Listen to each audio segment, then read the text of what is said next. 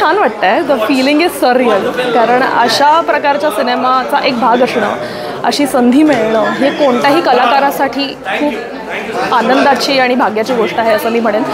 तर या फिल्मच्या पूर्ण प्रोसेसमध्ये मी खूप मजा केली आहे. मी प्रत्येक क्षण खूप मनापासून जगली आहे. खूप या सगळ्या छान छान कलाकारांकडून खूप काही शिकण्याचा प्रयत्न केला आहे. त्यामुळे प्रोसेस माझ्यासाठी ही खूप स्पेशल होती या फिल्मची. खूप मोठी कलाकारांची पोच आहे ह्या सगळ्या चित्रपटामध्ये.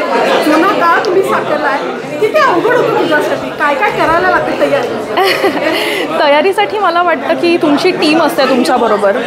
अशा काळात काम करणं ह्यासाठी तुमचं तर कॉन्ट्रीब्युशन त्याच्यात असतं, पण मला असं वाटतं त्याहीपेक्षा जास्त तुमची टीम ही खूप जास्ती महत्त्वाची आहे.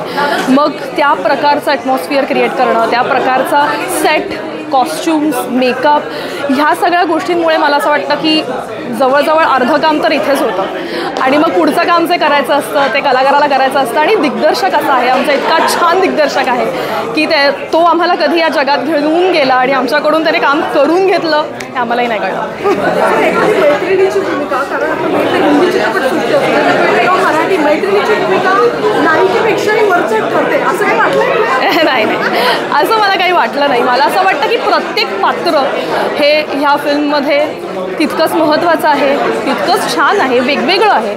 तर वेगवेगळी पात्रं, खूप वेगवेगळ्या गोष्टी तुम्हाला इकडे बघायला मिळतात. म्युझिक आहे छान, सेट्स छान आहेत, कॉस्ट्युम्स छान आहेत. त्यामुळे मला असं वाटतं की असं कशाहीपेक्षा जास्त कमी असं काही वाटत नाही. तुम्ही फिल्म बघाल तेव्हा तुम्हाला कळेलच. त्यामुळे तुम्ही ही फिल्म थिएटरमध्ये जाऊन नक्कीच बघा. काय सांगशील प्रेक्षकांना मी असं सांगेन की तुमच्यासाठी ही एक म्युझिकल आणि व्हिज्युअल ट्रीट आहे. तुमच्या प्रत्येक सेन्सेसला आनंद देणारी असा हा अनुभव आहे असं मी तुम्हाला सांगेन. त्यामुळे हा सिनेमा तुम्ही थिएटरमध्येच जाऊन बघावा अशी माझी तुम्हा सगळ्यांना विनंती आहे. Thank you so much.